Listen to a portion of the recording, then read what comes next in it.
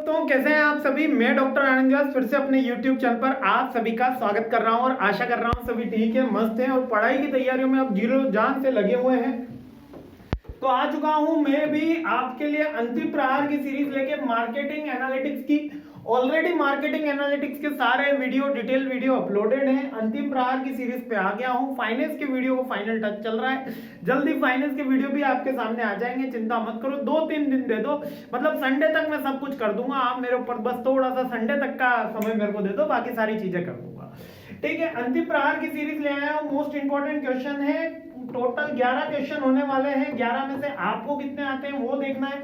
हर एक वीडियो होगा, हर एक वीडियो के अंदर एक क्वेश्चन और उसका डिटेल एनालिसिस के उसके अंदर अपन को क्या क्या चीजें लिखनी है। अब बहुत ही इंपॉर्टेंट क्वेश्चन है। पूरे 5 साल के पेपर हमने एनालिसिस करके डिफरेंट यूनिवर्सिटीज के AKTU, RTU, GTU जितने मेजरली 7 टेक्निकल यूनिवर्सिटीज को कंसीडर किया गया था और 4 नॉन टेक्निकल यूनिवर्सिटीज को कंसीडर करके हमने ये बनाया है। तो देखते हैं इस बार अपने कितने क्वेश्चन बैठते हैं। हर बार वैसे इसका काफी अच्छा रेस्पॉन्स रहता है, काफी अच्छे क्वेश्चन, करीबन 80-90% क्वेश्चन हमारे हिट हुए हैं। बहुत से पेपर्स के अंदर तो लगभग 90 के ऊपर भी स्कोर किया, 95% हिट हुए और बहुत समय 60% भी हिट हुए। लेकिन इसलिए मैं कहता हूं कि अंतिम प्रहार फाइनल नहीं है, डिटेल वीडियो भी इसके साथ आपको पैरेलल देखने होंगे। तो मार्केटिंग एनालिटिक्स का पहला अंतिम प्रहार की सीरीज जस्ट स्टार्ट करते हैं। पहला क्वेश्चन जो मार्केटिंग एनालिटिक्स में सबसे पहले हमको देखने को मिलता है वो आता है pastel marketing analysis, market analysis. Pastel क्या होता है पहले अपन थोड़ा सा बेसिक सीख लेते हैं इसका। पेस्टल मार्केट एनालिसिस का मतलब देखो, 2 तरीके के मार्केट होते हैं।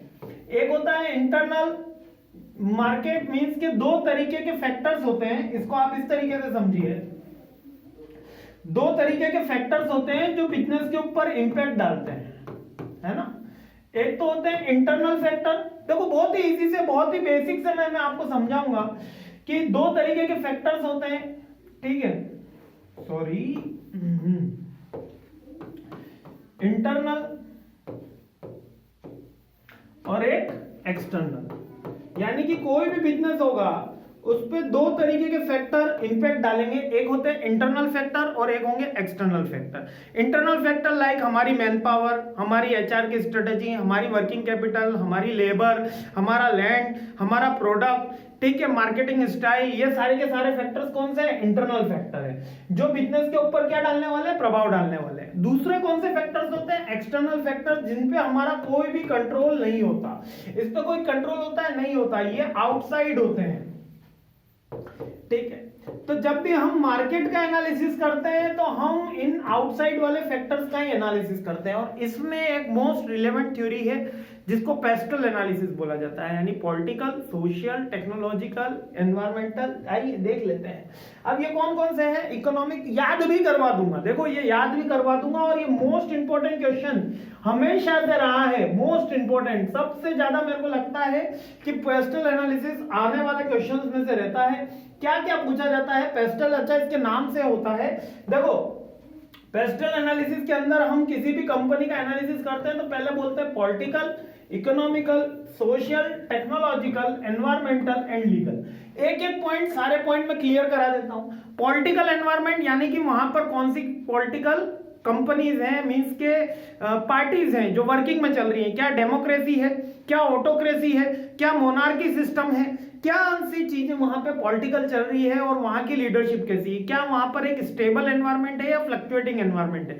आज पाकिस्तान के अंदर कोई देश क्यों इन्वेस्ट नहीं कर रहा? क्योंकि वहां पे पॉलिटिकल स्टेबिलिटी नहीं है। यानी किसी भी देश को स्टेबल होने के लिए, ग्रोथ करने के लिए सबसे ज्यादा जरूरी क्या है? Political stability. तो जब भी हम मार्केट का एनालिसिस कर रहे होते हैं तो हम पॉलिटिकल एनवायरनमेंट का एनालिसिस कर रहे होते हैं, पहला पॉइंट।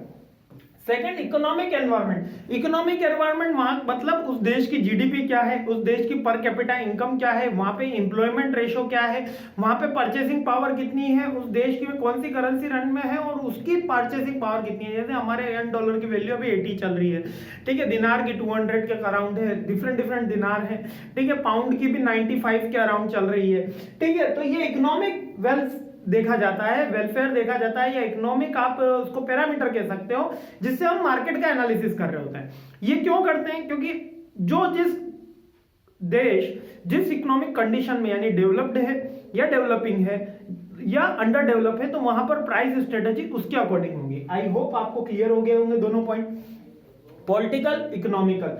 ठीक है, पॉलिटिकल इकोनॉमिक पी हो गया। अब पेस्टल से एस से क्या बना, देखो सोशल बनता है। ठीक है, सोशल यानी कि वहां पे कौन सी जाति धर्म संप्रदाय रहते हैं।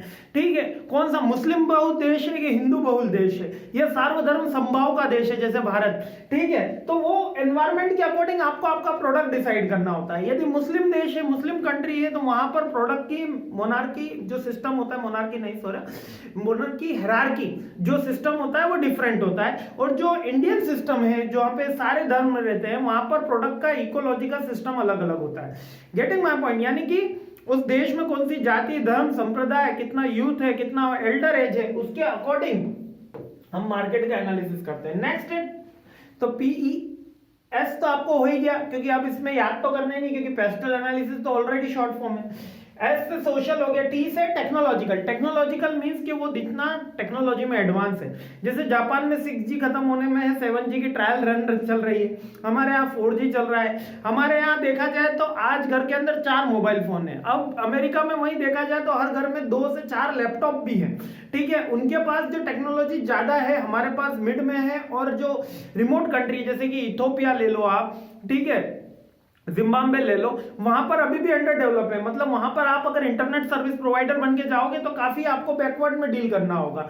ठीक है, क्योंकि मोबाइल फोन की वहां पे नॉलेज कम है, कंप्यूटर कम है, लैपटॉप कम है। तो वहां पर टेक्नोलॉजिकल एनवायरनमेंट यानी कि किस जनरेशन में अभी वो टेक्नोलॉजी वहां पे चल रही है। आई होप क्लियर हो गया होगा। ठीक है, और टी हो गया। ई से एनवायरमेंटल। यहां पर एनवायरमेंटल यानी वहां की इकोलॉजी से, वहां पर कौन सी सर्दी रहती है, गर्मी रहती है, बारिश होती है। जैसे भारत जैसे संप्रभुत्व देश है तो वहां पे हम सभी ऋतुओं का आनंद लेते हैं। ठीक है, सर्दी भी होती है, गर्मी भी पड़ती है, बारिश भी होती है, शरद वसंत सारी ऋतुएं आती है। यानी कि 5-6 तरीके की ऋतुओं का हम आनंद लेते हैं। लेकिन जैसे कि अगर आप रशिया में चले जाओ तो वहां पर क्या है, सर्दी काफी समय तक हो रही है। साइबेरिया चले जाओ आप तो वहां पे सर्दी काफी समय तक हो रही है, 5-5 6-6 महीने तक सर्दी का ही मौसम रहता है। और फिर थोड़ा कम सर्दी का मौसम, यानी कि 12 मासी सर्दी रहती है। यानी कि वहां पर जो है क्रॉपिंग की फैसिलिटी लो होगी। वहां पर लोगों को अगर आप कहोगे कि फसल उगाई जाती है, 3-4 फसलें एक साल में ली जा सकती है, तो वो एक उनको बहुत ही आश्चर्यचकित वाली बात लगती है। क्यों? क्योंकि वहां पर बारिश कम होती है, ठंडे का मौसम रहता है। और बहुत से ऐसे देश हैं जहां पे गर्मी ही होती है, 12 में से 8 मौसम 8 महीने जो रहती है वो गर्मी रहती है। आई होप ये एनवायरमेंटल फैक्टर भी आपको समझ में आ गया होगा। These are the external factors which force our business. ये फोर्सेस होती हैं जो बिजनेस को रन करती हैं। अब मान लो कि कोई पॉलिटिकल स्टेबिलिटी आज चेंज हो गई। अब देखिए लास्ट फैक्टर आ जाता है अपना लीगल फैक्टर। लीगल में आज बजट अनाउंस हुआ, ठीक है, 1 फरवरी को निर्मला सीतारमण जी ने बजट अनाउंस किया। तो ये लीगल फैक्टर्स में भी आ गया कि ये बिजनेस आप कर सकते हो, इस बिजनेस पे इतना टैक्स रेट लगेगा। ये आपके बिजनेस का लीगल फैक्टर के अंदर आ गए कि आपका टैक्स रेट कितना लगेगा, आप ये बिजनेस कर सकते हो, ये बिजनेस नहीं कर सकते हो। जैसे कि इंडिया में आप ट्रेन चलाना चाहो तो नहीं चला सकते क्योंकि गवर्नमेंट की मोनोपोली है। ठीक है, और अगर आपको टेलीकॉम इंडस्ट्री में बात करनी तो स्पेक्ट्रम गवर्नमेंट बेचेगी, इसके बाद ही आप टेलीकॉम इंडस्ट्री में ज्वाइन कर सकते हो। तो that is the legal system.